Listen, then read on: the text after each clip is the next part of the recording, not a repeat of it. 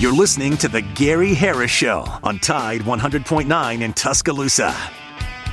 Will be one of the first to respond if my community ever needs me. Sponsored by the Alabama Army National Guard. Aired by the Alabama Broadcasters Association and this station. The Gary Harris Show. UCM host Tider Insider TV. Crimson Tide Kickoff. Play-by-play for Alabama sports and sports director for WVUA 23. It's time for the Gary Harris Show on your home for Alabama sports. Tide 100.9 and streaming on the Tide 100.9 app.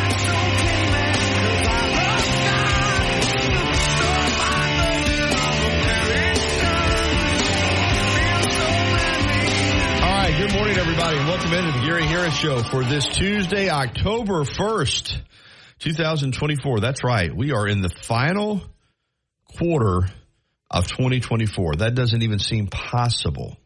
I mean, it just seems like yesterday Alabama football was out in Pasadena for the Rose Bowl in the college football playoff semifinal early January. And then just a few days later, Nick Saban would announce his retirement. And here we are now with just 3 months left in the year. Really, I'll be honest with you. And don't get me wrong, love spring, love summer. I think I made it clear, though, how I feel about the fall and leading in the holidays. This, if you had to pick out, if there's 4 quarters in a year, which there are, January, February, March, April, May, June, July, August, September, October, November, December. I would probably tell you that October, November, December are my 3 favorite. You know, I love fall, although now we've had some moisture in the air. It seems to be a little cooler. Maybe we'll get some foliage. But I love the lead into the holidays. Obviously, I love basketball season, but January, February, March probably are the least favorite because that's weather-wise, those are 3 of the worst months. And then April, May, June would be second. April, May, and June, and October, November, December are probably a tie for me. To be honest with you, those are the 3 out of the 4 quarters in a year. April, May, and June pretty good too. I mean, you're spring, you're leading into the summer. July, August, September, hot.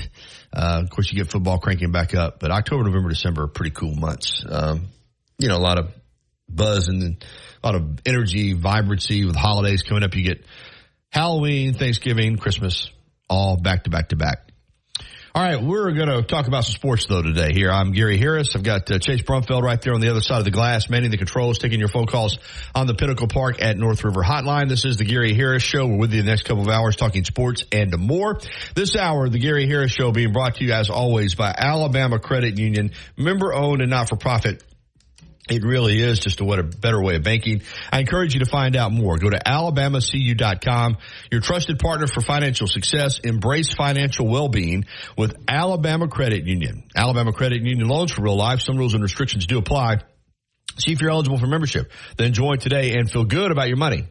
And put a little extra change in your pocket. All right, here's the rundown for today. At 9:30, it's the Rocket Man, Drudy Armand from 977 ESPN Radio in Huntsville, talking ball with us here on the program.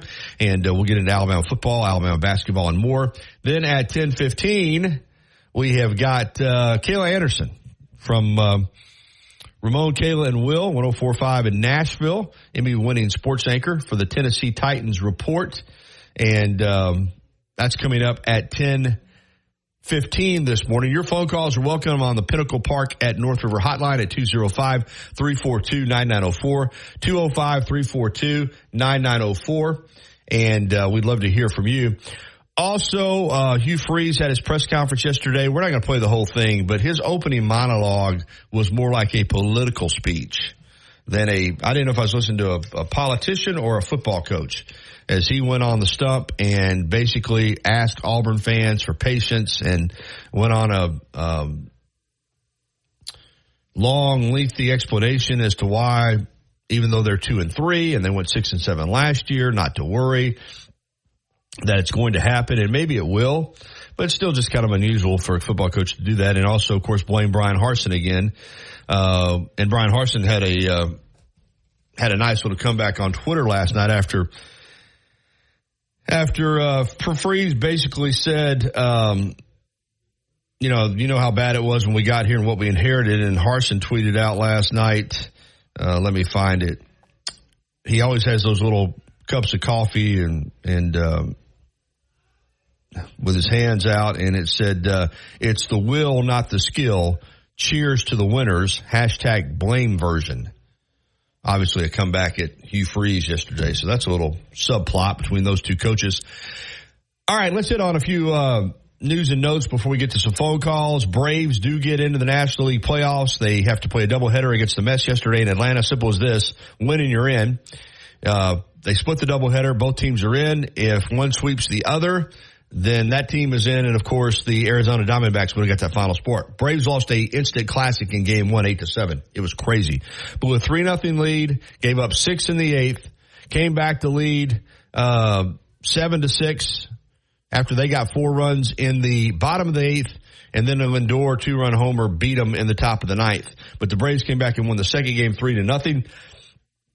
So they start their 3-game playoff series best of in San Diego against the Padres this evening at Petco Park. You have to win 2 of 3 to advance. And if they win, they'll get the Dodgers. Monday Night Football last night, we had a doubleheader, and we'll talk to Kayla about the Titans. Obviously, they get their first win. And down in Miami, the Dolphins are a mess right now without Tua at quarterback. They look really awful. I mean, really, really, really awful. And, we'll see if they can get Tua back here in a few weeks. But they lose to the Titans last night at home. And it really wasn't close. It was 31-12. And the Dolphins offense was just, was awful. With no quarterback, it's, you see what you have. And then the Lions, big game for Jahmyr Gibbs, big game for Jameson Williams, great game for Jared Goff, as he did not suffer an incompletion, which is phenomenal. Jared Goff went 18 of 18 for 292 yards and 2 touchdowns. That's the best completion percentage ever in an NFL football game for that many completions. Jahmyr Gibbs, 14 carries for 78 yards and 2 scores. Jameson Williams, 2 catches for 80 yards and a touchdown. So big win for the Lions over the previously unbeaten Seahawks. Pete Rose passes away at the age of 83. Interesting story. Tuscaloosa's John Merrill, former Secretary of State, was with Pete Rose on Sunday in Nashville at a show with the Cincinnati Reds Big Red Machine. Pete was there just on Sunday. John put out some pictures of him. He looked pretty good. And then he passed away yesterday. Of course, one of the greats to ever play the game. Charlie Hustle. If you were a kid in the 70s, you loved Pete Rose. And he, of course, not in the Baseball Hall of Fame due to his gambling situation. But you can't, as a baseball player, you can't say anything bad about Pete Rose. Also, Dikembe Mutombo, we mentioned this yesterday, passing away from brain cancer at the age of 58. Atlanta Hawks, Denver Nuggets, 7-2 center, one of the greatest shot blockers in NBA history. Alabama football, of course, getting ready for Vanderbilt. We've got the audio from Nick Sheridan, Kane Womack, and Kalen DeBoer. We may be able to play some of that for you today. As I said, we're going to get to Hugh Freeze's opening monologue yesterday as well. All right, it's 11 minutes after the hour of 9 o'clock. We're going to go ahead and get to the break because I see we've got Bryce and Larry, the music man, who's scheduled for his segment tomorrow, but he's calling in today. So we'll see what's on his mind as well. We'll get to the break, and we'll come back with some phone calls right here on the Gary Harris Show on Tide 100.9 FM and 1230 AM WTBC, your home for Alabama sports. Here's what's trending on the Tuscaloosa thread. Good Tuesday morning. The Tuscaloosa City Council will canvass and certify the vote results from last Tuesday's ad valorem school tax vote. At noon today, it'll take place at City Hall. The proposed 11.5 mil property tax increase for city schools failed by only 609 votes and a very light voter turnout of just over 10,000. Click TuscaloosaThread.com for more local news all throughout the day. It's absolutely free. Don Hartley, Town Square Media, Tuscaloosa. As much as Innisfree has evolved, it will always be that place to escape and have a good time. Whether it's for a game day weekend, to reminisce on college days, or to create new memories, if you're looking for a good time, there's only one thing to do. Head to the Free at 1925 University Boulevard. And don't forget about the Lucky Lunch Meat and 3 special Monday. which is our absolute favorite F word. Just go to ZipRecruiter.com/free to try ZipRecruiter for free. That's ZipRecruiter.com/free. Tide 100.9 Tuscaloosa weather. A partly sunny sky today. Just a small chance of a shower this afternoon and this evening. The high today 83. Tonight's low 64. Tomorrow is a sunny day. The high 85. And Thursday, partially sunny with a high back in the mid-80s at 86. I'm James Spann on the ABC 3340 Weather Center on Tide 100.9. It's 71 degrees in Tuscaloosa. You're listening to the Gary Harris Show. Goal line in, touchdown, Alabama! On your home for Alabama sports, Tide 100.9, and streaming on the Tide 100.9 app. Back into the Gary Harris Show here on Tide 100.9 FM and 1230 AM WTBC. Let's get some phone calls, and Bryce is going to lead us off this morning on the Pinnacle Park at North River Hotline. Good morning, Bryce. Jerry, we got to talk to our buddy Philip and tell him to quit drinking this freeze too late. I think he has. You know, it's all in fun, but you know it's nothing personal against Philip. No, I know. I respect him as much as he does me. And you need to have a one-on-one serious conversation with our Dallas buddy about he just still ain't buying in. No, Cowboys still got some questions about Coach DeBoer and the staff. I mean, I asked him, well, had you rather have the guy at Florida State, Novell? I don't think so. I agree with that one. I mean, I think Alabama has got the right coach at the right time. I think that's very, very difficult to do when you have an iconic head coach like Nick Saban to be able to follow that up with a guy who seems like he's going to be able to keep this train rolling on the fast track is very difficult to do. And it sure appears like Alabama has managed to do it. And give Greg Byrne a lot of credit for that. What did you see the game? Do you think that we try to run Milroe too much? Because the running backs were getting yards. I didn't think they run them enough. The game plan was incredible. I thought it was. It was. I liked it. They exploited Georgia, and really both ways, offensively and defensively, they exploited Georgia. Now, give Georgia credit for being able to adjust in game, being down like that. And in the second half, it was a different deal, and Georgia took a lot away from Alabama, and it was a dogfight. But that's why Georgia's 3 or 4 years running hasn't lost to anybody other than Alabama. I mean, nobody else can beat this team, so it's another feather in the cap for Alabama. But I was as impressed was the first half. Game plan that Alabama had is any I've ever seen. Now, a little disappointed, like everybody else, that you just couldn't put them away. And there was opportunities there, when you're up 28-7 and Milroe throws to Dupree. It was a little bit behind him, but it hit him in the chest. He normally catches that ball, and instead it was popped up in the air and it was an interception. That would have been first and goal at the 2-yard line. If you went up 35-7, it just would have been different. But they didn't. And then Georgia decided they were going to quit punting, and Kirby and Mike Bobo got aggressive and kept Alabama's defense on the field, play after play after play. But you know what? The right team won the game. I thought Alabama deserved to win the game, and they did. So you learn from the mistakes and you move on, and you understand that a lot of those things that you showed offensively and defensively, now people have video of them, and you're going to have to adjust some more. But I love running Milroe. I don't want to see him get hurt, but it is so hard to defend him in the run game. Hey, but Gary, I did see. After the game, Kirby Smart manned up, and said I didn't have him ready to play. Listen, Kirby Smart in the post-game comments was as classy as any coach you're ever going to find. Listen, he worked here for 9 years. He won 4 national championships here as a defensive coordinator. He has respect for the University of Alabama. He's handled himself very classy in every one of these defeats. I know people are talking about his locker room speeches, but that's for the players. And I don't even like that stuff gets out. But the way he has conducted himself toward Alabama in a public forum has been nothing but classy. And he handled himself very well. I mean, you know, it stings him. I mean, he's 1-6 against Alabama, but he has handled himself very, very well. Hey, I got other calls to get to, Bryce, man. I appreciate you. I appreciate it, but Freeze just can't do it. That's the reason why I have no respect for him. Okay. All right. Well, I think everybody knows where you stand on Hugh Freeze, Bryce. Appreciate you, buddy. I'll bet against him again this week. Okay. Well, I know you will.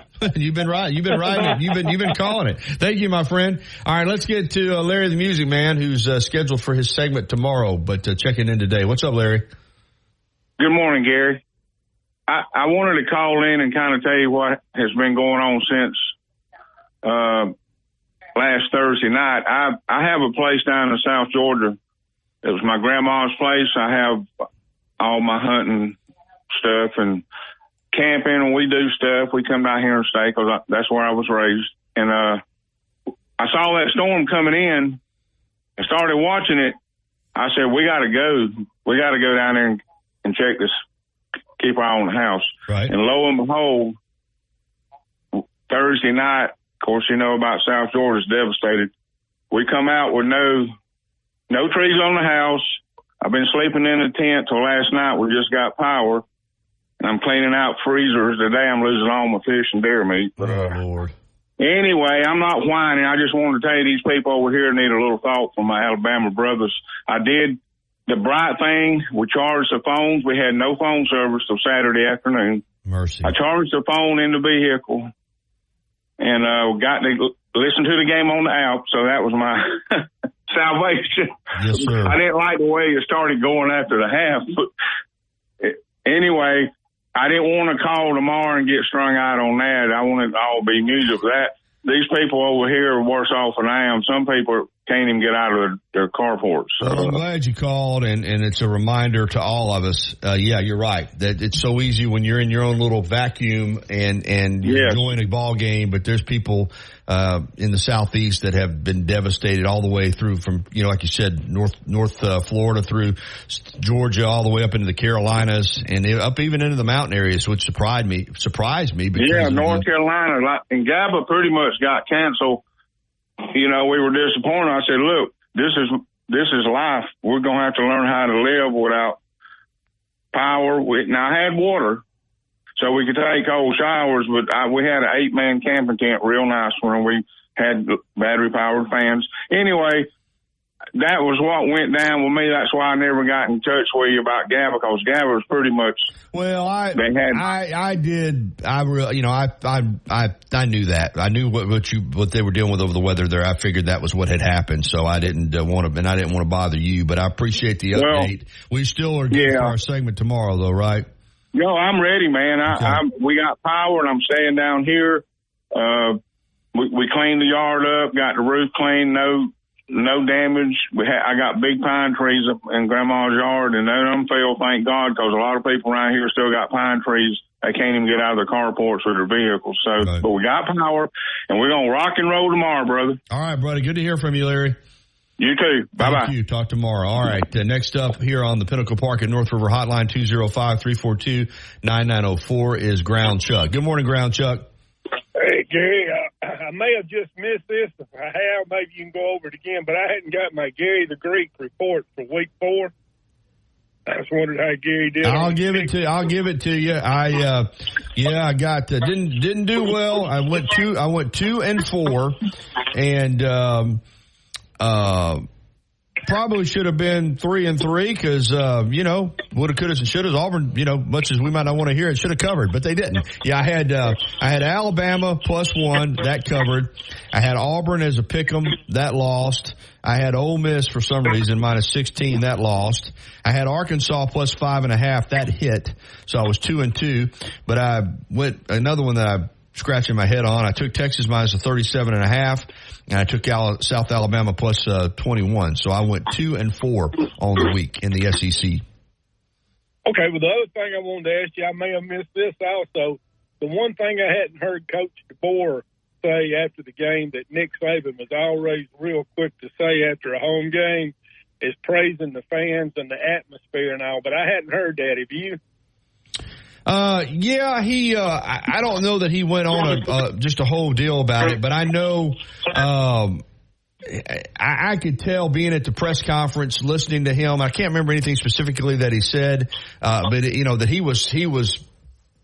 he loved the atmosphere. He did say that he hadn't really gotten an opportunity to enjoy Dixieland Delight yet. The way he'd like to. I guess when you're coaching, you don't. But he soaked in the atmosphere, and he's aware. I promise you, he's aware of how special it is, because there were a lot of people that were there on the sidelines before the game that were brought in with the idea of, soaking it up. Obviously recruits, but other people too.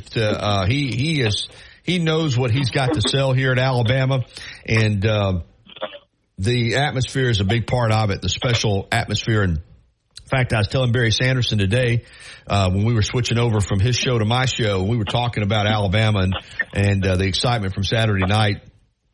And the students enrollment over 40,000, and I was saying with me working, for the university TV station and being around these kids, and you meet them from Chicago and New York and San Francisco, and they just love this place. I mean, they love. I was talking with a girl the other day at Innisfree that works there, and she said she was from Chicago, and she said the minute she visited this campus, she told her mother and dad, it's over. This Alabama's where I'm going to school. So it's a special place, man. And I guess I kind of take it for granted, Chuck, because I live here and work here, and I go to these games and I'm used to it. But sitting there on Saturday night, I mean, it probably should have hit me. This was the place to be.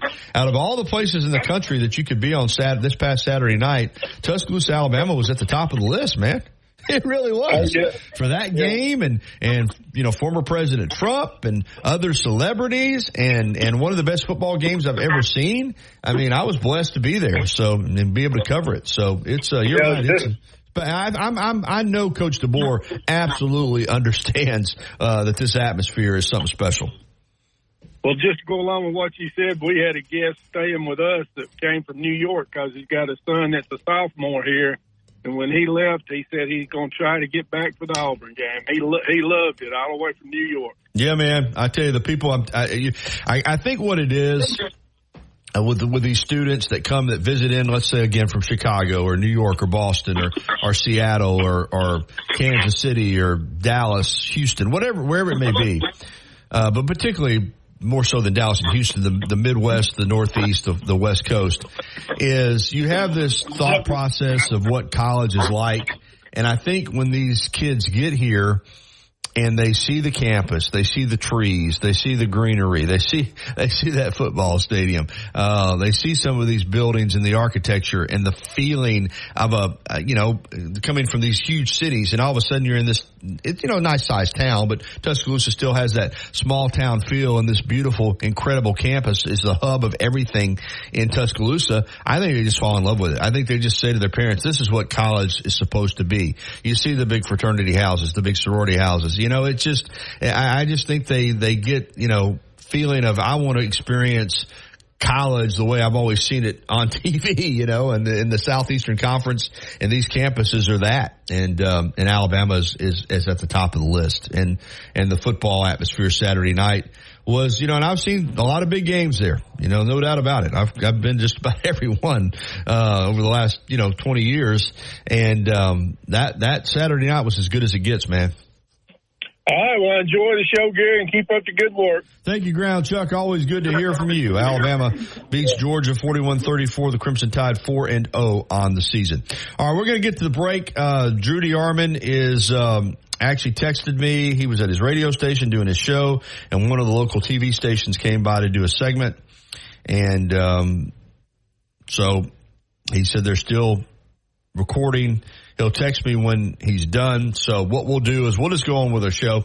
We'll come back and we've got some audio that we're going to get to from Hugh Freeze, because I want you to hear the Auburn head coach. We're not going to go through the press conference, but his opening monologue, as I said, kind of reminded me of a politician on the stump. I mean, he was laying out his case as to why everything's going to be all right and why everything is in good shape and how bad it was when he took it over. It's just interesting to see a football coach go to this length to try to assure his fan base of everything being all right. So we're going to play that audio for you next, right here on the Gary Harris Show. Before we do hit the break, I want to continue to remind you the YMCA of Tuscaloosa, that August-September special they were running for a no joining fee is over, and the 10% off personal training is over, but still, it doesn't matter. Going into the holidays, I know a lot of people often approach the holidays with the attitude of, well, I'm going to take a break for the holidays and enjoy myself, and then I'm going to get back on it in January. But think about this. You can still enjoy yourself for the holidays. You can still eat and go to the parties and do some things maybe that you wouldn't do normally in the year, but keep the workouts going. Because maybe you're gonna say I'm gonna take a break on the diet, but if you keep the workouts going, that'll make it a lot easier in January. You won't be having that lull. Just maybe maybe eat, drink, and be merry a little bit, but also keep the workouts going. That's important. That control growth.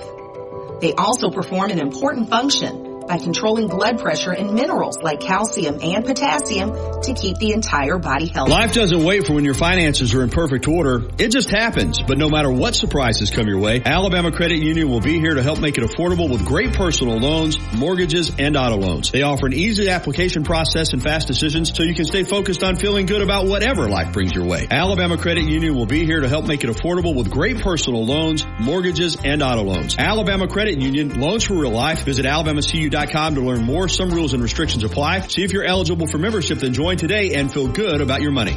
Los Tarascos has been serving Mexican favorites like burritos, fajitas, and quesadillas since 1999. Their new location is at 4100 Owen Parkway in Northport. And of course, you can find Los Tarascos in Tuscaloosa at 110 Skyland Boulevard. The bar areas feature big screen television so you can enjoy your favorite sporting events. Los Tarascos features daily happy hour specials. And for the best Mexican cuisine in West Alabama, remember, the name is Los Tarascos with locations in Tuscaloosa and Northport. Since 2011, Billy's Sports Grill, located on Main Avenue in historic downtown Northport, has been serving their legendary signature chicken sandwich, award-winning wings, and handcrafted cocktails. Billy's is also the spot to watch all your favorite sporting events with big screen, high-definition televisions in both dining rooms, at the bar, and outside on the beautiful patio. Come by and say hello to Kim and Lisa, the Billy's Management Dream Team. Billy's, good food, good friends, and good time. Tuscaloosa's Old Colony Golf Course is an 18-hole championship layout designed by 1976 U.S. Open champion Jerry Pate. Director of Golf John Gray and fitting specialist Bob Montgomery are PGA certified. Mike Shivitz is the head professional and director of the Tuscaloosa Junior Golf Program.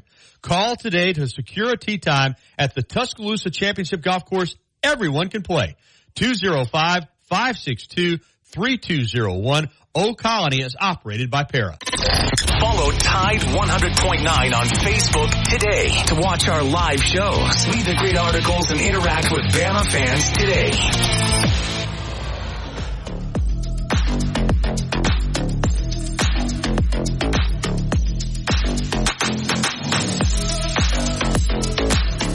All right, 9:33. Welcome back into the Gary Harris Show. As we said, Drew DeArmond is tied up there at his station in Huntsville doing a television interview. So if he texts us and says he's really good to go, we'll get up with Drew. If not, we'll go on with our show. That's what we do around here. We don't let any adversity keep us from rocking and rolling. Gary Harris, Chase Brumfield. We're going to jump out right now in the Pinnacle Park at North River Hotline and welcome in Tom to the program. What's up, Tom? Hey, Gary. How are you this morning? Doing well. I really enjoyed the show yesterday. I thought it was real energetic and good. And you and Rodney's take on everything, I really enjoyed that, by the way. Thanks. I did too. Thanks. Philip brought up a point this morning, though, and it was this. He said, Auburn looks like they may be headed for a losing season. Alabama is once again on their way to a real successful season, it looks like at this point. And he wanted to know, is now the time to really put the squeeze on Auburn and get a leg up on everything that goes on between the two schools? And I called in and I said, Philip's probably right, because each school's always wanting to get a leg up on the other one, right? Yeah, I think so. And because that's competition. Right. And that's what we all do. We compete. And so I brought this up. You know, if they go to Georgia Saturday and they get their, handed to them in a big way, and they come back home, I suggested to Coach and Barry that they will scrap whatever's left of their season. They will turn their attention to the only way they can save face and save their season is to beat Alabama, and they will go all in to do that for the remainder of the season, kind of like Gus used to do. And like Hugh Freeze did last year, nobody can convince me that Auburn practiced for Wyoming or New Mexico, whoever it was. New Mexico State. You'll never make me believe that they were prepared for that game because they had spent all their time getting ready for Alabama, and the proof's in the pudding to me. And I want to see what you thought about that. I'm going to hang up and listen to your answer. Okay? All right, Tom. Yes and no. I mean, I think there's some validity to it in regards to I don't think they worked very hard for New Mexico State. I'll agree with you there. I think they were working on Alabama most of that week, and it cost them. And certainly they played a great game in the Iron Bowl and had a chance to win that game. Probably felt like they should have won that game, and they gave Georgia a big game. At the same time, I think that he's also in a position now where he needs to win some games. Not just the Iron Bowl. I think that for Auburn people, Iron Bowl is at a different level, and it would soothe some wounds. But at the same time, they have to come to Tuscaloosa as well. And even if you're trying to put all your eggs into one basket, it's kind of hard to do that if the season just goes off the rails. And we've seen other Auburn teams come in here and that didn't have good years and just get run out of the stadium. Let's look at what they've got. You've played Alabama, A&M, California, New Mexico, Arkansas, and Oklahoma at home. All right, you had 5 home games to start the season. You went 2-3, 0-2 in the league. Couldn't have done any worse, I don't think. I mean, I don't think you could say, well, you could have went, Alabama, A&M, come on. All right, you lose to Cal. You beat New Mexico. You lose to Arkansas, and you lose to Oklahoma. I mean, I think that 5-game schedule at home, the worst you could have done is 2-3. So your worst case scenario, if you're Auburn, worst case scenario to start the season, you went 2-3 at home, 5 straight games against 5 teams that you were either favored against or, they were favored in the first 4 and then basically a pick 'em against Oklahoma. Now in October, the flip side of that schedule hits you in that you have 3 road games, all in the SEC, plus they do get their bye after the Georgia game, their first bye. But you play at Georgia, at Missouri, and at Kentucky. I think right now, based on what we've seen in the first 5 home games, it's reasonable to say that Auburn could lose all 3 of those games. And then you would be at 2-6.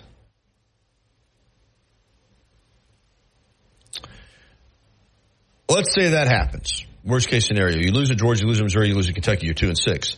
That means then your final 4 games at home against Vanderbilt, at home against Monroe, Louisiana Monroe, at home against Texas A&M, and at Alabama. I think your focus is to try to win those 3 home games. Vanderbilt, UL Monroe, and A&M. And by playing A&M the week before you play Alabama, just like Alabama has to go to Oklahoma, I don't think you can do what you're talking about. Maybe you did it last year with New Mexico State. It cost you. But I don't think you can be preparing for one game and just not prepare for those games. I think that if you're sitting there at 2-6, it's important for your fan base, for your program, for recruiting, so you try to win some games. You can't just say, well, forget everything else. We're going to try to win the Iron Bowl. We don't care about any other games. We're just going to try to win the Iron Bowl. I don't believe that will happen. I don't believe college football coaches do that. I don't think that that's fair to your players. So no, I don't agree with you that Auburn would just say, forget everything else. you know, if we go 3-9 and win the Iron Bowl, it's a successful season. No, I don't buy that. I don't buy that you just quit trying to prepare for anybody else and just put everything you have into winning the Iron Bowl. Now, regardless of what their record is, if they somehow came to Tuscaloosa and win the Iron Bowl, would it be a incredible day for them? Incredible upset? Absolutely. Would it change the fact that they had a miserable season? No. So it would be what it would do is it might ruin Alabama's season to some degree, but it wouldn't change what Auburn had done. So I think that they'll work hard that week to try to get ready for Alabama. If there's anything that they've got in the coffers, in other words, anything that they have not shown that they will use to try to win the Iron Bowl, then that's what they will do. But I don't think they're not going to try to win the other games. And listen, I said, but worst case scenario, they don't win a game in October. They're capable of winning one of those games or two. I mean, they're not a terrible football team. I mean, the losses that they had, they could have won every one of those games. They're mistake prone. They're turnover prone. But it's not, I don't think they're going to win at Georgia on Saturday, but it's not beyond the realm of belief that they could go to Missouri or Kentucky and win.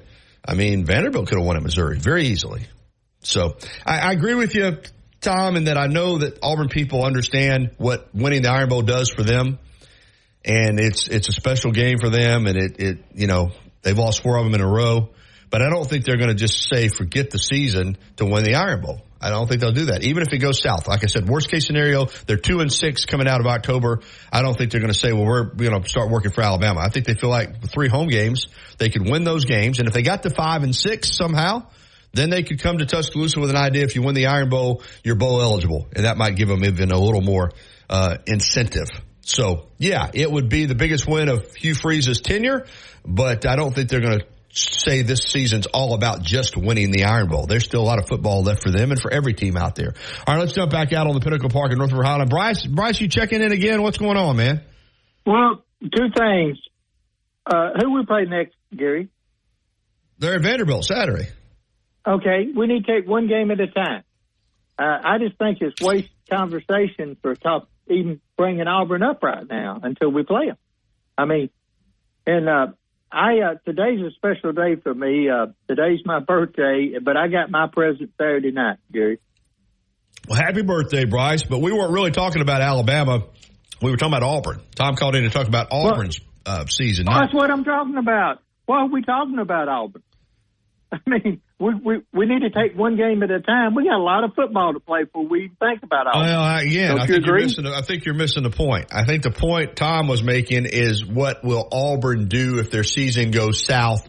Will they put everything into trying to win that one game and not worry about anything else? So it was a legitimate question, but I take them one at a time. You know that. But, you know, we also have a sports talk show here, so people can call in and talk about whatever they want, just like you do. I agree with that, but the part I was making is I don't think they're worth to be talking about right now until we play them. I'm just expressing my opinion like he did. Absolutely, fair enough, Bryce. but thank you. I appreciate you letting me talk. Hey, happy birthday, man! You scared to tell us how old you are?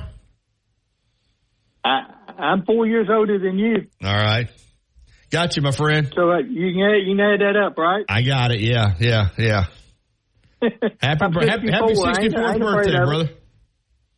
All right, thank you, and I appreciate it. I don't feel 64, and I don't act 64. No, you don't act 64. You know? Sometimes you act about 14, but that's...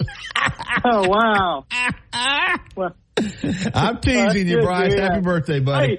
Hey, where was Larry at in South Georgia? Because he didn't give the town. He just said they got a farm down there. That's all he said. But he didn't give the town. But when he's on for his segment tomorrow, if you want to call in and ask him, you certainly can. I will call in and ask him because I got some friends down there, and I texted them about the game. You know, they're Georgia fans. You know, I told you I went by and seen them when I stopped in Macon, and I hadn't heard from them. That's the reason why I asked if it's down there close to them. But I did hear from my brother that lives in Austin yesterday and says that I just said, hey, it's too bad somebody had to lose the game, and I hadn't heard from him. So they must be dealing with a lot down there. He had time to be talking about no football. But I'll try to find out, Larry, where it's at. All right, brother. This is South Georgia then. Thank you, sir. All right, thank you, Bye-bye. Bryce. All right, happy birthday. 9:45 here on the Gary Harris Show.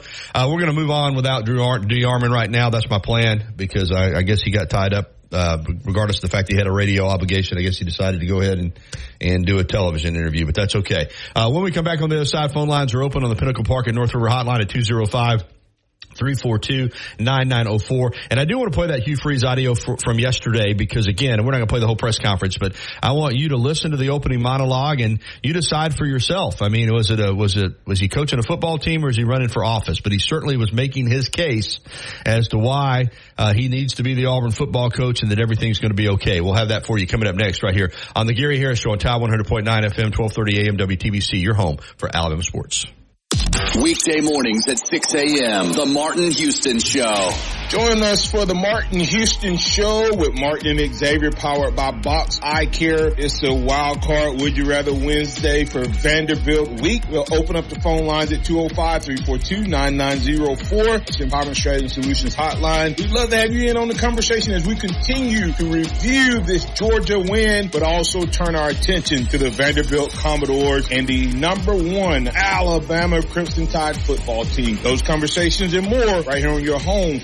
.com or Town Square Media Tuscaloosa radio websites. Fill out the Advertise Here form. Put the power of Town Square Media to work for your business. Tide 100.9 Tuscaloosa weather. A partly sunny sky today. Just a small chance of a shower this afternoon and this evening. The high today 83. Tonight's low 64. Tomorrow is sunny day. The high 85. And Thursday, partially sunny with a high back in the mid-80s at 86. I'm James Spann on the ABC 3340 Weather Center on Tide 100.9. It's 73 degrees in Tuscaloosa. Covering University of Alabama sports, as well as the national and local scene as well. The Gary Harris Show, only on Tide 100.9 and streaming on the Tide 100.9 app.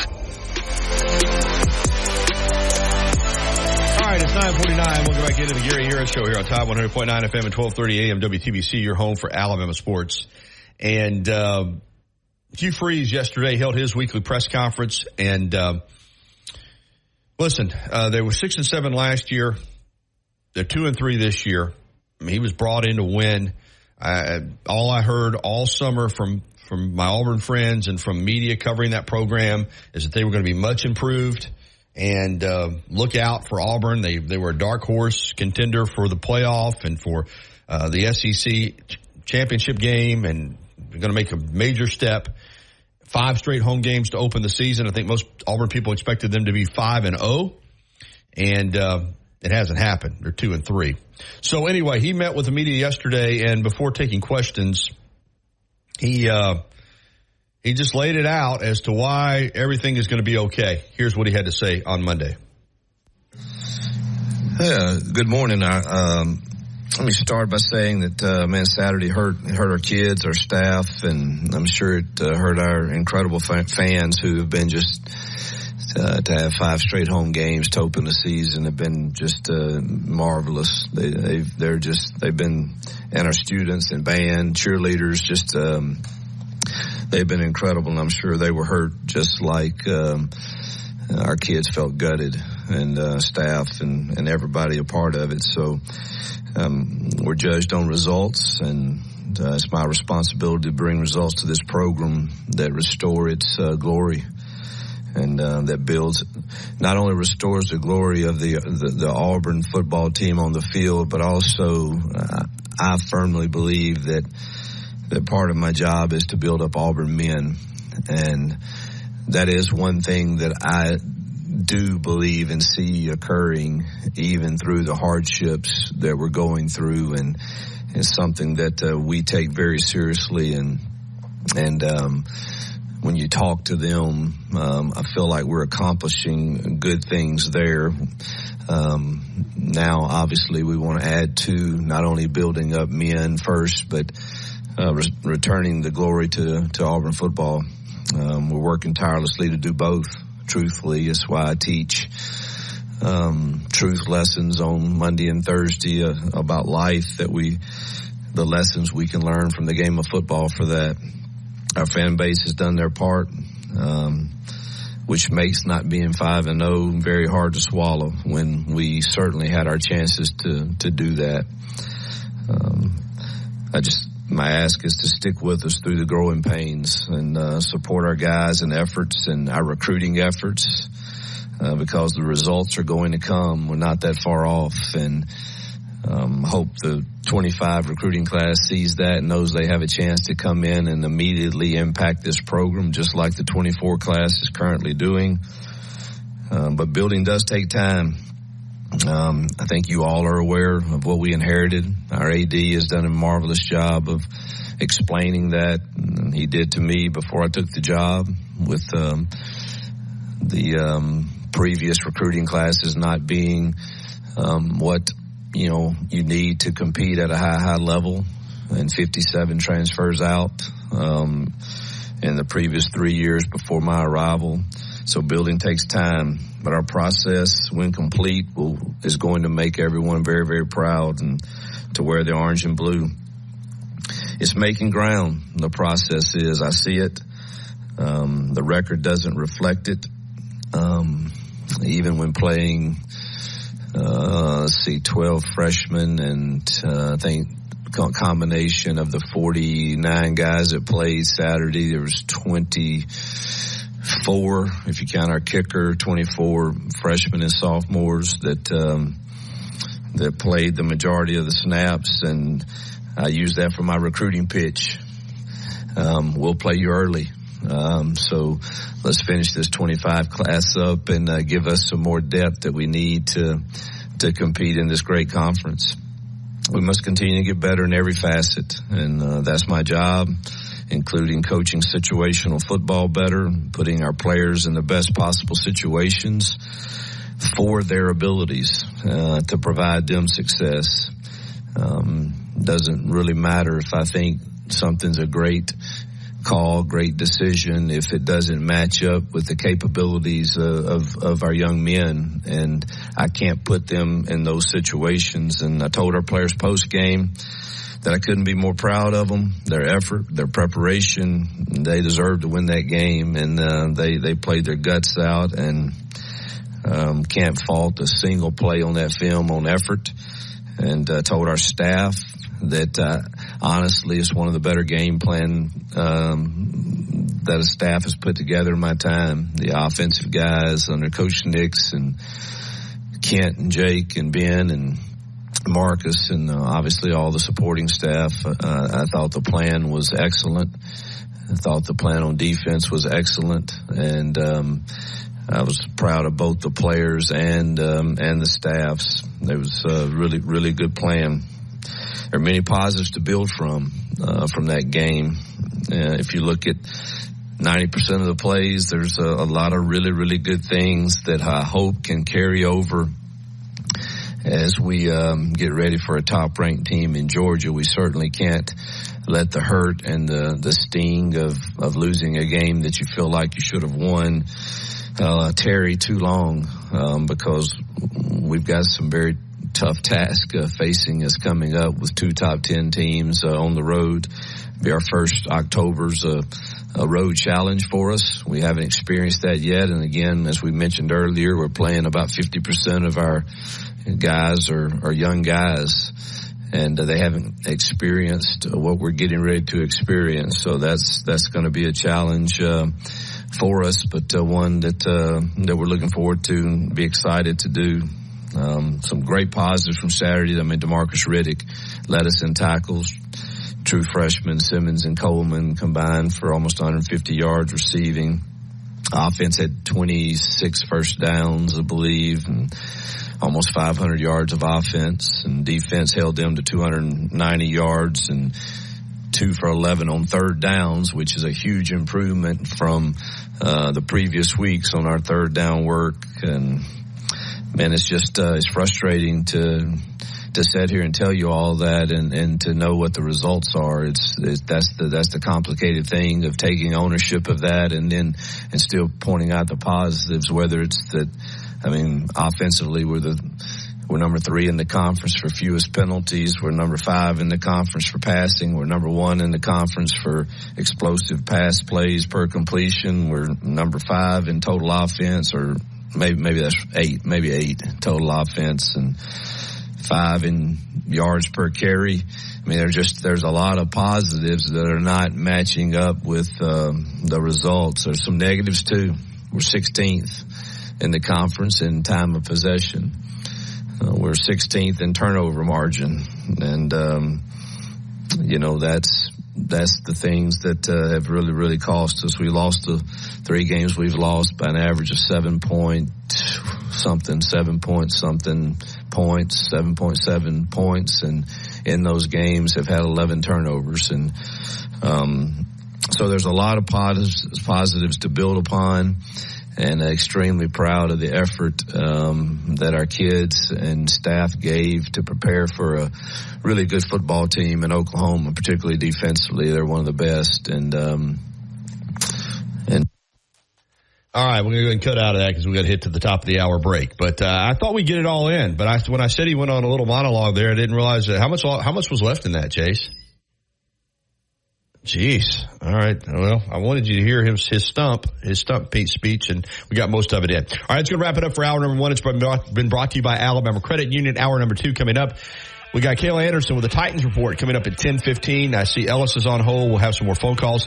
Judy Armand, we'll just have to reschedule him for another time, I suppose. But we will soldier on, and we're going to have another good hour of the Gary Harris Show coming up right here on Tide 100.9 FM and 1230 AM WTBC. We'll be right back with hour number 2.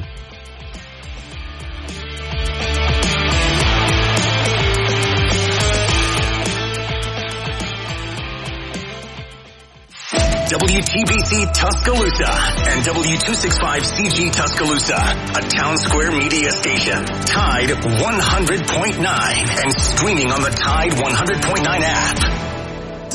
From the Fox Sports Studios in Los Angeles, here's Monty Bolaños. In college sports, ESPN is reporting that Gonzaga is set to join the Pac-12. An announcement is expected today, while The Athletic is reporting that UTEP is expected to join the Mountain West, with an announcement coming today as well. Monday Night Football saw the Detroit Lions do a little bit of everything. Jared leans in. There's the snap. Jared on the end around gives it to Amon-Ra. He's going to throw it to Jared. It's to the end zone. Jared Goff. Oh, baby, on the receiving end of a pass from Amon-Ra St. Brown. Oh, Ben Johnson, I see you too. That is beautiful stuff. That is Monday Night Magic. You heard it all on the Lions radio network. In a shootout, they defeat the Seahawks 42-29. Goff not only caught a touchdown. Our coverage begins at noon on your home for Alabama football. Presented in part by BMW of Tuscaloosa and by Pearl River Resort in Choctaw, Mississippi. The Gary Harris Show. UCM host Tider Insider TV. Crimson Tide Kickoff. Play-by-play for Alabama sports and sports director for WVUA 23. It's time for the Gary Harris Show on your home for Alabama sports. Tide 100.9 and streaming on the Tide 100.9 app. All right, hour number 2 of the Gary Harris Show for this Tuesday, October 1st, 2024. October is here. We're going to get back to that Hugh Freeze audio in a little bit. I want you to hear the rest of that because that was, again, just compelling that he felt the need to open his press conference by giving a state of the program address, and we'll get back to that. Right now, though, this second hour, we're going to kick it off by jumping out on the Pinnacle Park at North River Hotline. Pinnacle Park, beautiful, beautiful townhome community near gorgeous Lake Tuscaloosa, gated and secure. You have to see it to believe it. Find out more at pinnacleparknr.com. All right, let's visit with our pal Ellis up there in Tennessee. Although Ellis is a little more friendly to me than Jeff from Tennessee was yesterday. Good morning, Ellis. My goodness. Like I told you, he needed to take a Xanax or something. Well, he unloaded on me, and I hadn't done anything. You didn't have nothing to do with it. You didn't even have nothing to do with it. I didn't even know what he was talking about, man. Yeah, he just went on. You know, for me to dump somebody, it takes something egregious because I usually will let people go regardless. But anyway, I hope he's in a better state of mind today. Hey, he's probably not. Probably not. You could have asked Drew if he had been on, because Drew had told you, because he calls Drew every day. I know, but here, look at Drew. Drew, I guess, he I guess the TV station came by there. He just said, forget the Gary Harris show. I got other things. He's famous. I got other things to do. So, I soldier on, buddy. What's going on? Well, I got my room for this weekend. I hear you. Got to looking on these sites and everything. Run across one and got a room, and the campus ain't but 8-minute walk from the hotel. Oh man, that's awesome. That's the best right there. When you can just walk over. Yeah, that's a beautiful little area over there near Vanderbilt's campus, man. It's cool. It is. Yes, and I'm looking forward to it. Looking forward to going there and seeing that we need to fill it full of Bama fans. That's one of the great things about going to Nashville, and I know it's hard on Vanderbilt people, but and they, like I said, they got a competent team. They got a pretty decent football team. But knowing when Alabama rolls in there and some of these other big SEC schools, that it's going to be, you're going to be splitting the crowd. It's your it's your home game, but it won't necessarily feel like it. Well, I think Nick Saban said something here recently about it. Said it's like nearly like a home game when you go there because there's so many Alabama fans there. It is. I think he said something like that. He did. It's tough for Vandy people. But like I said yesterday, Ellis, and I believe this, and I think that's why this week is so important coming off that Georgia game. If you don't prepare well. And I believe they will. But if you don't, in other words, you have a poor week of practice and you don't have the same mindset that you had getting ready for Georgia, you go up there and you're not ready to go, and they can make that game interesting. They got enough players, and Diego Pavia is a tough, hard-nosed quarterback, man. I mean, he's a bulldozer, and yes, he can give you some problems. And that's why they put them rat traps out over at the Mount Moore. They don't want no rat poison, so trying to get their attention. But if Alabama's ready to go and has a good week, they should go up there and have a take care of business. That's right. Take care of business like Alabama's supposed to do. That's right. And we are the standard. I don't care what anybody says. Well, yeah, anybody that's Alabama is still the standard. Yeah, they argue that Alabama's not the standard. Of course, now all I'm hearing is, well, boy, if Alabama has to play them again, talking about Georgia, they'll be in trouble if they have to play them again. Georgia figured them out. I'm so tired of hearing that. I mean, what?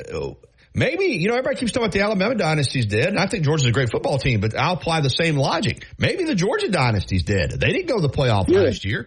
They just lost to Alabama. Mm-hmm. So maybe their dynasty's dead. I'm doing that to be facetious because I don't think Georgia's dynasty's dead. And I don't think Alabama's dynasty has ever been dead. You don't have to win the national championship every year. In Alabama, like I said, since 2020, this is what Alabama's done. They won the national championship 13-0 in 2020. 2021, they won the SEC and played for the national championship. 2022, they did not make it to Atlanta, but their two losses were on the final play of the game at Tennessee and at LSU. And in 2023, they won the SEC and played in the college football playoff semifinal at the Rose Bowl and lost in overtime to Michigan.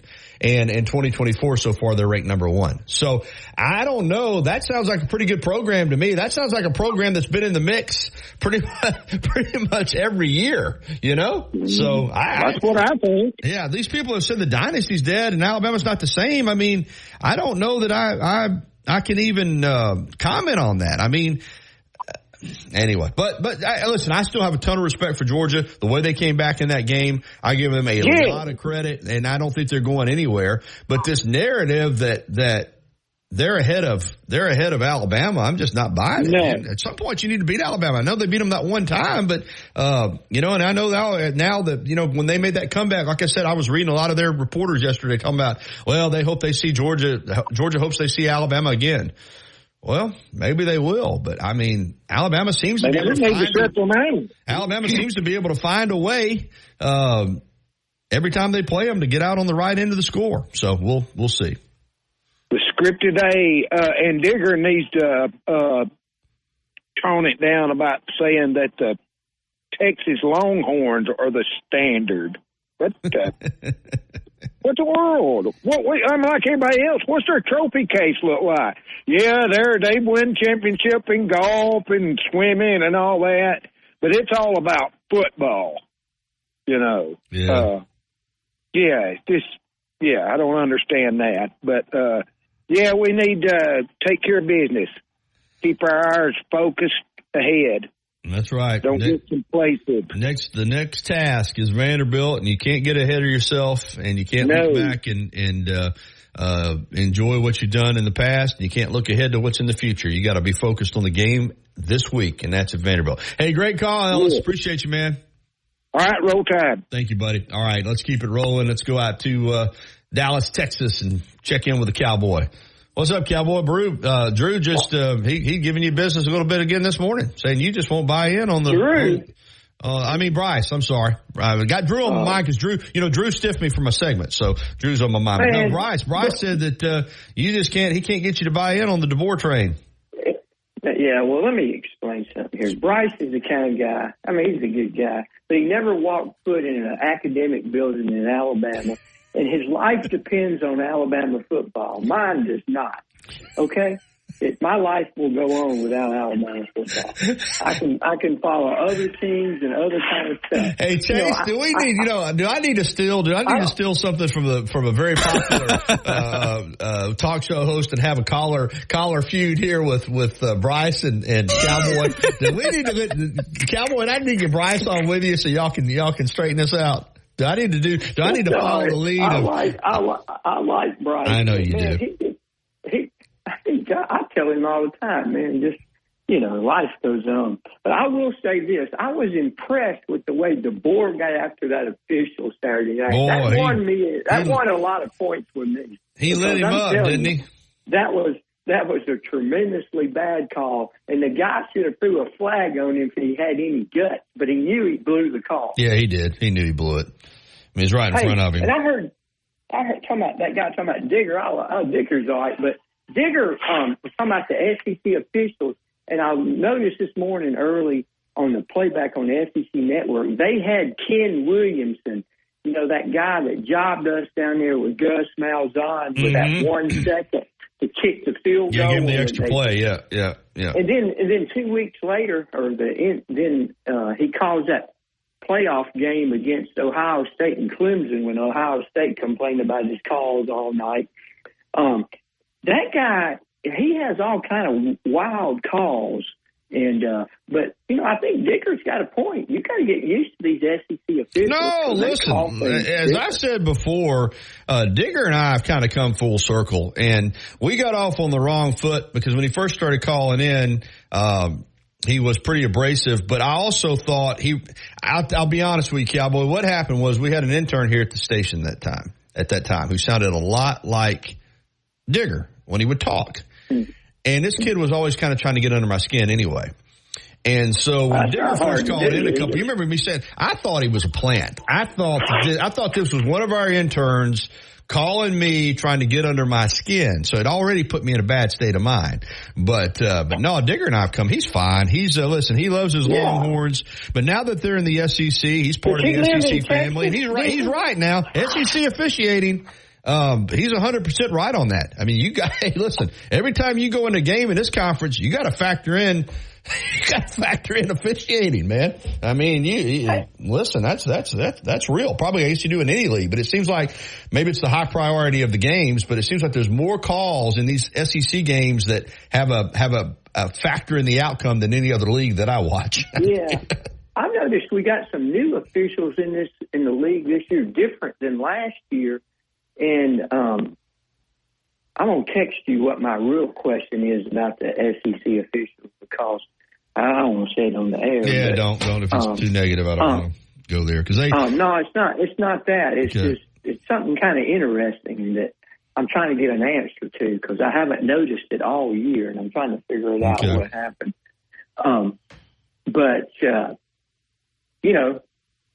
you got to keep going. But you got to be impressed with DeBoer.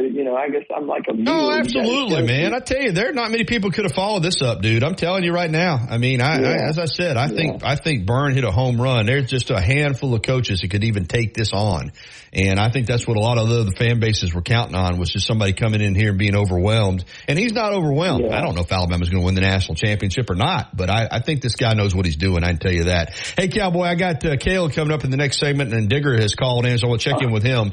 But we'll get back. Appreciate it, man. Digger, is he in Texas, hopefully? But, that Hugh Freeze I think he's in New Orleans. I think he's in Louisiana. He's a Texas fan. That Hugh Freeze speech was like Butch Jones's point. Oh, yeah. I mean, that's unbelievable. And I had to cut him off. I mean, I couldn't get it all in. I mean, he's already, like I said, it was like he was on the stump running for office. So, hey, appreciate you, Cowboy. He was hilarious. All right, be good, man. All right, we're going to try to squeeze Digger in here before we have to hit the break because we got to get to Kayla Anderson. Hey, Digger, what's up, man? All right, real quick. I mean, what is the standard? Let me hear this. Okay, I need to know the standard. Okay, standard for Alabama football? What's the standard? The standard is that you expect to win every game you play, regardless of the circumstances, regardless of the venue, regardless of the opponent. Doesn't mean you're going to do it. But I think the standard for Alabama football is you believe you're going to win every game you play. And I know before you say, well, every team, no, and you and I both know. Listen, you follow a great program. Not every program believes they're going to win every game they play. But to me, that's just the standard. The standard is that when you play for the University of Alabama, you take the field believing you can win anytime, anywhere against any opponent. Fair enough? Okay, yeah. That's a pretty lofty standard. Okay, now, here's the next question. All right. Can you do that without getting games vacated by the NCAA? Oh, I think they can. I don't think Alabama's ever going to have any more games vacated. Okay. All right. Just remember that. Okay. LSU, Ole Miss, and Alabama, the three teams in the SEC. We're not counting Tennessee, Florida, and even Auburn. You guys got the most vacated wins, man. Y'all got to do it with the rules. Okay? I'm just saying. Play within the rules, and then we'll give you the respect that you want. That's all I'm saying. All right. Everybody in the whole country says, yeah, well, they win. They win all the time. But what kind of rules are they going by? Okay, and I'm being dead serious. No, I know, we wouldn't it's be saying noted. that if Noted, I see all Digger. these vacated wins in there. Noted. Okay? All right, I'll let you go there. All right, brother. We'll talk to you soon. 10:15 here on the Gary Harris Show. We're going to come back with the Titans report with Kayla Anderson next, right here on Tide 100.9 FM and 1230 AM WTBC, your home for Alabama sports. If you haven't already, you've got to try Tuscaloosa's unique breakfast, brunch, and lunch concept. Brick and Spoon, downtown Tuscaloosa, Timerson Square. It's fresh food with a Cajun flair featuring a full bar with build your own Bloody Marys and mimosas. Open daily, 7 a.m. until 2 p.m. Available for after Sense for your business. Go to townsquarelocal.com for a free demo of the Townsquare Business Management Platform. Visit townsquarelocal.com. That's townsquarelocal.com.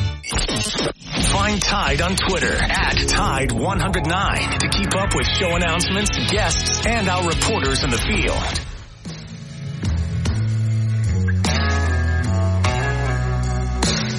All right, 10:18. Welcome back into the Gary Harris Show, and it's time for the Tennessee Titans report with Kayla Anderson, Emmy-winning award-winning sports anchor, and now one of the host of. I can't talk today. One of the hosts of Ramon, Kayla, and Will on 104.5 The Zone in Nashville. Good morning, Kayla. I guess I'm shocked the Titans won a game. I can't spit it out this morning. I mean, dang, it probably shocked a lot of people, and even in the fashion that they did it. So I'm with you. Plus, if you stayed up for that game, it's definitely longer than you probably wanted to stay up on a Monday night. Yeah, it was, dare I say it, a dominant performance. And listen, we'll get to the Dolphins in a minute. Boy, without Tua, they look lost. But hey, you don't care if you're in the NFL.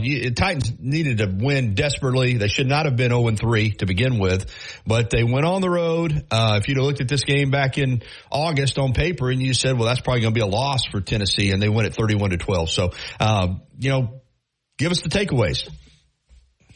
Yeah, and you just said the score there, and I know in most situations it wouldn't be that much of a talking point that they scored 31 points. But, Gary, this is a team that has not scored more than 30 points in 1,000 days. You had to go back 2 years ago when they got the win against, none other than the Miami Dolphins, where they put 34 points up on them on, I think it was January 2nd, 2022. So it was something when they were at the end of the game, they had the fourth down, and I think everybody knew that Brian Callahan and company were probably going to go for the score there, because that's just something that's been talked about amongst this fan base, and to get that off his back, I know that he hasn't been here for all of those losses, but he has started the year 0-3. I think that was huge, too, to cross that point. But, yeah, that's the thing, just to not be 0-3, because the only other team that is left in the NFL right now that is 0-3 is their partners in the division, the Jacksonville Jaguars, who look absolutely awful after, falling this weekend to the Houston Texans after leading that game. So I think that it's a breath of fresh air for this team to at least get back in the victory column, no matter how you did it, or if it was against a team that was a little bit depleted. You still went on the road on primetime football on a Monday night, and you were able to get that victory. And more importantly, Gary, they're going into the bye week with a win. To be able to have to sit on, I should say, if it was a loss, just like they did last year coming out of that London game, I don't think anybody wanted that feeling. So I think that's also a real good reset going into the bye week with a victory. Yeah, no apologies for winning in the NFL. But you see the score. Like you said, they punched the one in late, 31-12. But offensively, again, they didn't do a lot. But, Levis came out, Rudolph came in, and Rudolph did what you expect him to do. A veteran guy. He managed the team. I saw a couple of people tweet this game was set NFL football back 50 years. In some ways, it did. It was an ugly game. But, again, the Tennessee Titans will take it. And the one thing, their defense has been pretty good all year despite the record. And, once they got a lead, they kind of put their foot down. The defense did on Miami's, like you said, depleted offense, but nonetheless, without Jeffrey Simmons, this Tennessee defense made sure there was no chance for any comebacks for the Dolphins. It never felt like Miami was going to win this game. And that's why this morning there has been a bit of a divide with the Titans fan base. With Will Levis going out early with the injury to his shoulder, and, Brian Callahan has reiterated after the win last night that, if Will Levis is healthy coming out of the bye week, he will 100% be their starter.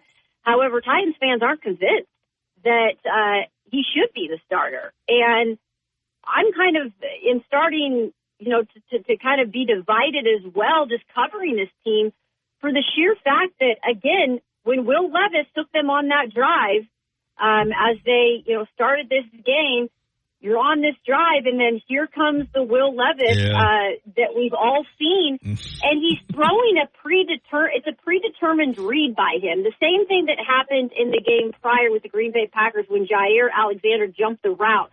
That was a predetermined read to get to DeAndre Hopkins. He did it again in that game to start on Monday night, and he says that he couldn't see the defensive lineman that was right there.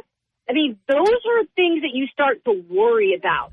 You had the boneheaded mistakes to start the season, but now you're having these mistakes that kind of are questionable because they seem to be the same things. And at some point, you're going to question this staff and say, at what point does he lose the job? Right now, I get it. He was not benched, but on the bench because of the injury. But you're putting your team at risk to lose games every time you're out there. He has 9 turnovers on the season. He leads the NFL with 6 interceptions along with Anthony Richardson and the Colts. That's not good company. And I think he'll get a chance again because it is a process of trying to learn things that are new, but you can't continue to make the same mistakes.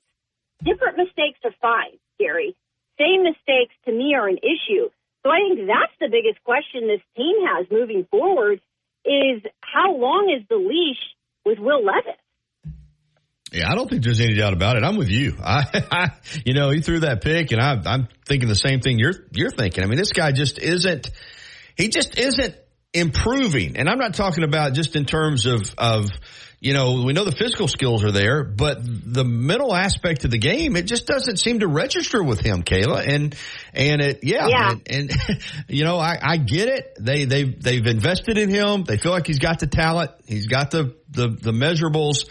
But I'm with you. At some point, you've got to go out there and you've got to manage your team and give your team the best opportunity to win. And I'm not sure he's doing that. And during this bye, it'll be interesting, regardless of what Callahan said, to see what they do quarterback wise. And I really do think, Gary, I'm such an observer, and I'm in that locker room every day. And Will Levis, he comes across to us as he is a very competitive guy, and I do think he has some really good leadership qualities. But, Gary, watching him in that game yesterday when it was decided that he was not going to be back in the game, he was kind of in a panic mode. And he was almost giving me anxiety at points when they would go to the sideline and show him. It was almost like he couldn't handle the fact that he was not going to come out there and that he was going to have to sit and he was going to have to deal with this shoulder at this very moment. And at times I kind of felt like he was overreacting for the situation. Like, man, you're going to sit. Like, your shoulder's hurting you. Like, you need to accept that Rudolph is going to be out there. Mm-hmm. And I think just taking shots of him sometimes on the sideline, it's almost like he gave me anxiety. And my point is, when Mason Rudolph was out there last night, there was some sort of a calmness over this offense. And I know it was very vanilla, and he wasn't asked to do a lot because the run game was able to do most of the work, along with Nick Folk and the field goals. But there was more of a calmness with this offense. And at times, I do think Will Levis needs to, quote-unquote, take a chill pill if he wants to get past some of these demons that he's dealing with the same mistakes happening over and over again. Again, maybe I'm looking too much into this, but it is becoming a bit of an issue with the mental part of his game. No, I don't think you are at all, and I'm in agreement with you. I sense the same thing. It's just there's just a sporadic behavior and just a tension when he's in the game quarterbacking, and you didn't get that with Rudolph. You mentioned the running game. Now it's not like they Derrick Henry did it all, but Pollard had a good game. Had the one long run. Spears, the change of pace, brought up some stuff. So you're right. The running game is critical for this team, regardless of who the quarterback is, because they're not going to light it up through the air. So to get the running game going a little bit was a big plus. It really was. And I think that was a great shift of a game plan, because who knows what would have been the game plan if Will Levis would have stuck in the game, right? I mean, we've seen Brian Callahan as a new play caller. There's been some moments where he hasn't had the best adjustments, but I think, with the help of his dad, Bill Callahan, coaching that offensive line, I think they knew at that moment, okay, we're just going to keep running the ball. Our offensive line, by the way, did a good job in run stopping last night. I thought the left side was really, really good with J.C. Latham and Peter Skoronsky. I thought they had some really excellent moves to open up some holes for Tony Pollard and Spears. And Spears was on our show this morning, and he said it himself. It was probably the most balanced game with Tony Pollard and himself, and I think it worked out really well. You said it, a change of pace, utilized them in some different ways. You saw Tony Pollard had a little bit of the explosiveness. You were able to use Tajay Spears down there in the red zone and the Wildcat. So I thought it was a really good game plan when you had to adjust on the fly, and it clearly was enough to overcome, the issues that the Miami Dolphins are facing. My goodness, you could always be a Dolphins fan right now. I mean, that organization right now has got to be pushing the panic button, because this is a team that's not even it's like they're scoring like 11 points per game. This was the highest producing offense just a year ago. Now they're one of the worst in the league. No, they are the worst in the league. Yeah, I mean, listen, Callahan Tua's got to do what he thinks is best for him, but they've got to be praying that Tua comes back and plays football again because, I mean, Tyler Huntley, let's be honest. I mean, yeah, they're a wreck right now. The Dolphins are a full-fledged wreck. For Tennessee, you mentioned getting to the bye and getting this win to go into the bye with, you know, the Texans still like the class of the division, but we've talked about it before. It's not a strong division overall. Are there any thoughts that, you know, this team could still potentially be a playoff team? You know, I think there's always, we actually had this discussion this morning a little bit on Ramon, Kayla, and Will. We said if you put Rudolph in at this point, as you're coming out of the bye week and you're facing a division opponent in the Indianapolis Colts, there are people who believe, like with Rudolph at the helm, that they could be a playoff team. I tend to think that right now, just because you've dug yourself in a bit of a hole and there are still some issues you need to hammer out and you do need to find a little bit more consistency, I think it might be a tough situation right now just with the remaining schedule. But I will say it's not impossible when I think you understand what this defense is. And I understand last week there was a lapse in their play, but for them to be able to bounce back this week without Jeffrey Simmons, without Chidobe Awuzie, who just went on IR, and have some of these defensive players, these young players like a Jarvis Brownlee Jr., who was drafted this year, T'Vondre Sweat, had a monster game. He's one of the highest graded out players by PFF on the defensive line in the entire league right now. This is a guy that people thought wouldn't even, have a chance to be a guy that could be stable in the NFL. And the Titans took a chance on him. Right now, it's really paying off. I think with that type of a defense that they have, and they're only going to get better, I think there's always the possibility then, if you can just protect the football, that they could make the playoffs. I just think this game coming out of the bye is so crucial for Will Levis if he is indeed the starter.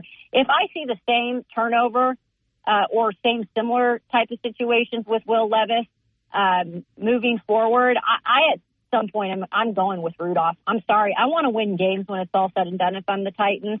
You want to create a winning culture. You're not going to do that by experimenting with Will Levis the whole season. I'm with you. You referenced J.C. Latham. I got to think the offensive line coach, Bill Callahan, and the Titans organization overall has got to be really pleased with what they've seen. To be a rookie and start at left tackle, he seems like he's holding up really well. He's just great. I mean, he's one of the biggest pros I've ever met that's that young, that knows what to fix. Like, he'll see or he'll understand what he needs to fix before a coach even points it out to him. He's already, he was a leader at Alabama, but as a rookie, he already has leadership qualities, which is outstanding because I think he and Peter Skoronski are going to be the future of this line on the left side for years to come. And if they're already showing that type of promise from game to game, I think that you can't help but be overjoyed with your pick, 7th overall this year. I think people question about him moving over to the left side. I don't think that's really been an issue. And you're always going to have those games that aren't going to be perfect. But what's so great about him is he's willing to learn. He has the smarts to do that. And he's got a heck of a line coach in Bill Callahan that's going to be providing him with the opportunity to do that. And finally, Kayla, and it was time, and I think most Titan fans are probably really pleased, but it's got to be a little bittersweet watching, Derrick Henry start to really get going with the Ravens. And the last 2 games, he's looked like the 25-year-old Derrick Henry, and the one that in his prime with the Titans, he looks like I discussed this. We thought he was still in his prime, and but boy, he looks great. Yeah, it's not a surprise at all. Have you looked at how that man takes care of his body? The stuff that he puts into his body is just like this. He is setting himself up for maybe having one of the longer careers of running back at a high success rate that we've ever seen. And I'm not just saying that. It's what I saw here from him and just the type of pro he was. It's really hard to duplicate.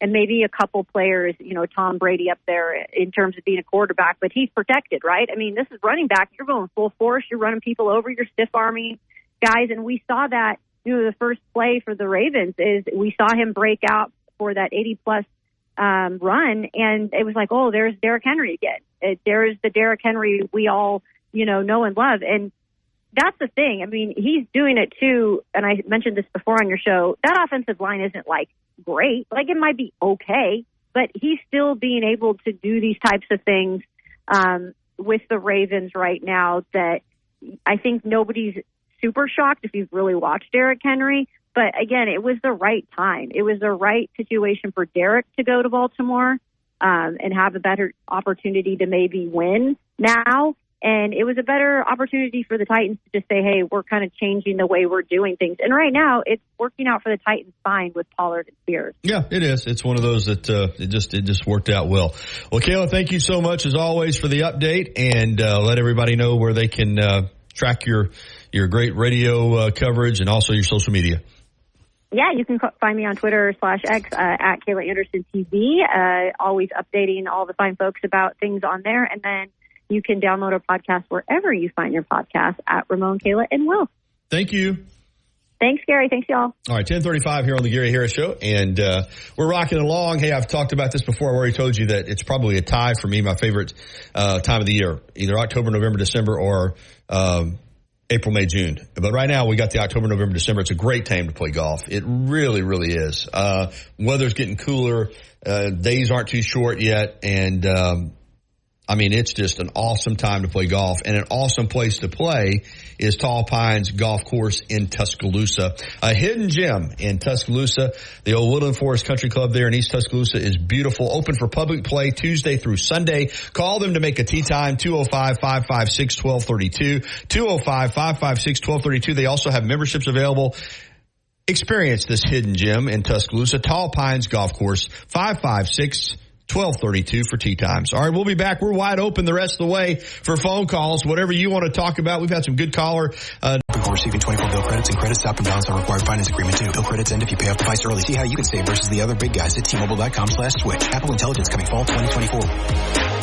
Tide 100.9 Tuscaloosa weather. A partly sunny sky today. Just a small chance of a shower this afternoon and this evening. The high today 83. Tonight's low 64. Tomorrow is sunny day. The high 85. And Thursday, partially sunny with a high back in the mid-80s at 86. I'm James Spann on the ABC 3340 Weather Center on Tide 100.9. It's 76 degrees in Tuscaloosa. You see him on WVUA 23 covering sports and on Tider Insider TV on Tuesday nights. Don't miss a minute of the Gary Harris Show. Weekdays from 9 to 11 on Tide 100.9. All right, it's 10:40. Welcome back into the Gary Harris Show here on Tide 100.9 FM and 1230 AM WTBC, your home for Alabama sports. Reminder to download the app, Tide 109 app, or also go to Tide109.com. You can stream live, also listen to our podcast center. And, of course, the Gary Harris Show podcast is available anywhere you get your podcast, Spotify, Google, wherever they're at. Check us out on the podcast. And in fact, on Spotify, I think it gives you an opportunity to give us a 5-star rating. So if you're out there on Spotify and you like it, and give us a rating if you don't mind. Also, let me go and pump a couple of other things social media wise at Gary Harris _WVUA on Twitter /X. I'd love for you to follow me at Gary Harris _WVUA, and my Gary Harris WVUA 23 Facebook page. Been cranking out a lot of content there. I'm up to over 9,000 followers. Been getting a lot of good stuff out there. So follow me at Gary Harris WVUA 23 on Facebook. And of course, a lot of social media messages. Yes, the TV station is still operating at low power since it had a transformer issue. We're not on a lot of the different providers, so just be patient. It's a major repair. It requires tower climbers, and we're working as quickly as we can to get it repaired. But I know it's frustrating right now. But you can also, just like with the radio station, download the WVUA 23 app on your wireless device, or also watch us stream live at WVUA23.com. Also check out the WVUA 23 Facebook page. So covering all my bases here, Chase. Let's jump out on the Pinnacle Park at North River Hotline and welcome in Jim from down there in Dothan. What's up, Jim?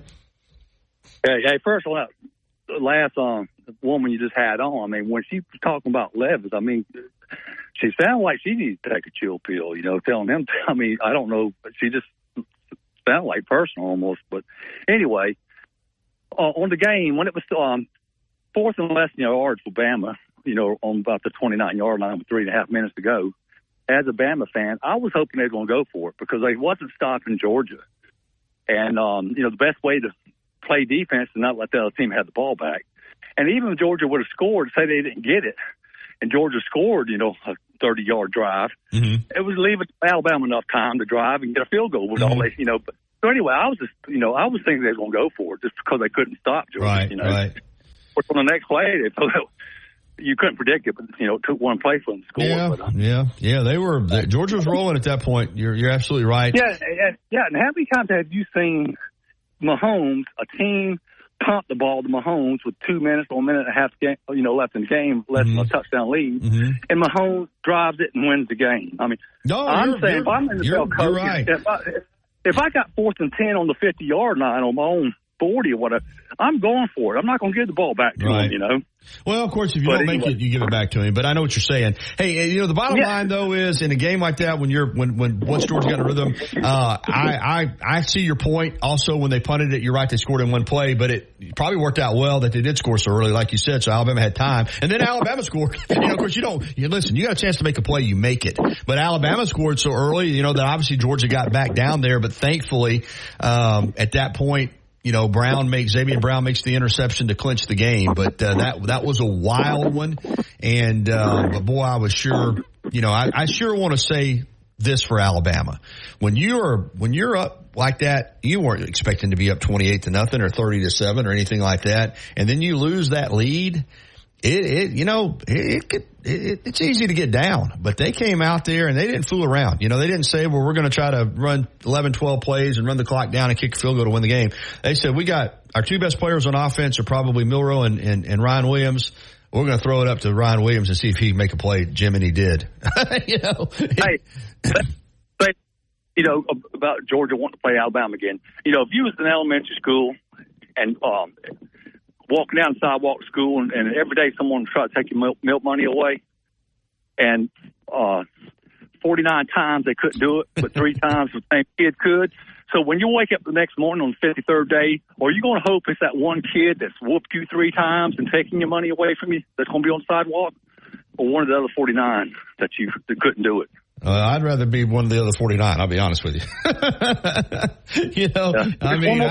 Listen, if somebody at that point, I'm in school and I've been bullied that much, I'd rather not continue to be bullied. Now, the only way to get a bully off of you, obviously, is to stand up to him and beat his rear end. And I think that's Georgia's feeling, is that if they keep getting cracks at Alabama, they're going to break through. But it is one of the more remarkable things that I've ever seen, that you could do what Georgia's done to everybody else, and in 3 or 4 years not lose a single game to anyone other than Alabama. It speaks to why I still say Alabama is still the preeminent program in college football. Well, yeah, and they play again. They may beat them, but it's just like a couple of years ago. If they do beat them, play again, it's going to take them 8 quarters, like it did a couple of years ago. They can't do it 4 quarters. Well, you're right. They had their opportunity, and there's some revisionist history that's going on about this game, because back in the summer, the majority of the analysts and the pundits predicted Georgia to win this game and acted like it wouldn't even be, that tough a game. And then after the Kentucky game, then people started to change their opinion. But this is still a huge win for Alabama. I don't care how they got it. I don't care that they let a 28-0 lead get away.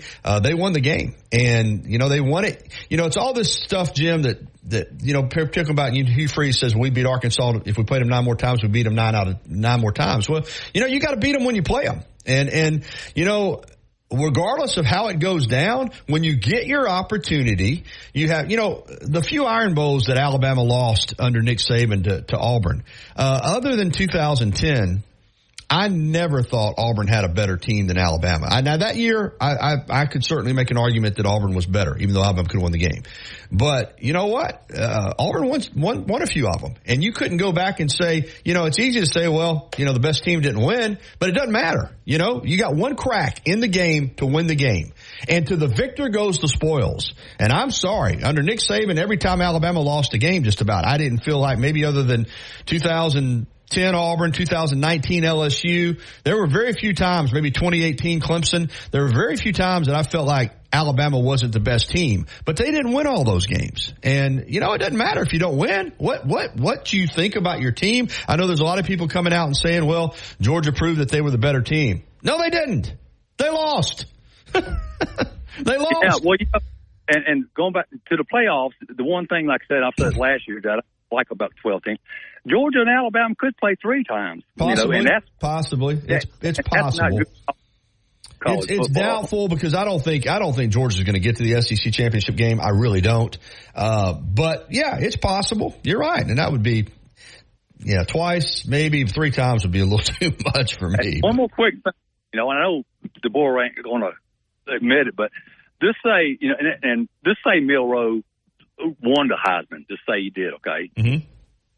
Is he going to get tired of Saban being around? I mean, at the there, of course, now he's working for ESPN, so he probably will be there. Mm-hmm. But I mean, everybody's going to have microphones in front of Saban, asking about. I know at some point, he's got to feel like, okay, this guy needs to go away. I don't know, Jim. I've been around DeBoer enough. Now, again, I don't saying I'm pals with him or anything, but I've been around him. I don't know. I just sense that he is a very even-keeled, comfortable in his own skin. I don't think he sees it that way as competition, or he shouldn't be around. Now, 3 or 4 years down the road, once all Saban's players are out of here and it's completely DeBoer's roster, then maybe, he might have a different vibe as to why is this guy. But right now, Saban still has such a hold on the program based on what he did over 17 years. Majority of this roster are his players. So I don't think it bothers DeBoer at all right now. Now, yeah, down the road, maybe so. But right now, I think DeBoer's cool with it. Yeah, all right. Have a good day, man. All right. Thank you, Jim. Appreciate you. All right. It's 10:49 here on the Gary Harris Show. We are winding it down. We got one more segment. Phone lines are open on the Pinnacle Park at North River Hotline. And, we didn't get to any of the Alabama coaching audio, but I don't mind not getting to it because it's been played so much since yesterday. But I do want to go back and pick up that Hugh Freeze monologue, Chase, when we come back, maybe about halfway through again, because, it went a little bit longer. But we didn't get to finish it because he got his shot in at Harsin, too, before he closed it out. So we'll come back with that, or we'll take your phone calls as well, 205-342-9904. Getting you ready for T-Town Sports Daily coming up at 11 a.m. We'll be back after this. Weekday mornings at 6 a.m. The Martin Houston Show.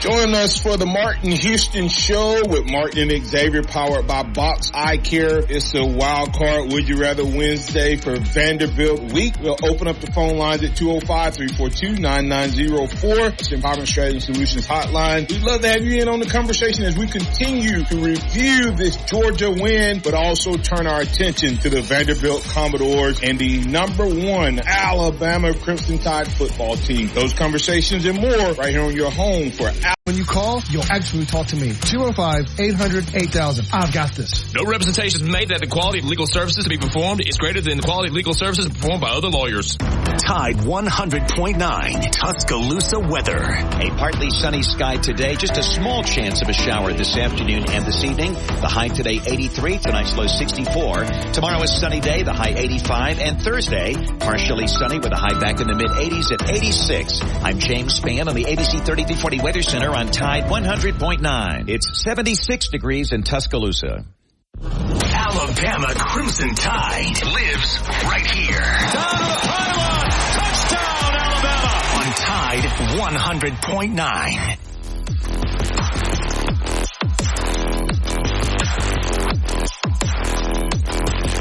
All right, it is 10:53, and Drew had texted me, and I just now saw the text back at 10 o'clock that he was available, but that's okay. We were busy with phone calls. We'll reschedule Drew DeArmond for another day.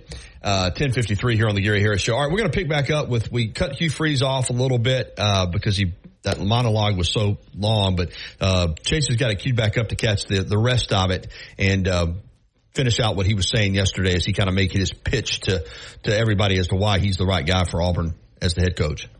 7.7 points, and in those games have had 11 turnovers. And so there's a lot of positives to build upon, and extremely proud of the effort that our kids and staff gave to prepare for a really good football team in Oklahoma, particularly defensively. They're one of the best, and now we and thankful again for our wonderful fans and their support. And now we got to get ready for a very difficult Georgia team who's loaded with talent and experience and maturity, and obviously well coached, and great respect for Kirby. the job he's done and the classes that he's stacked there make them one of the nation's elite.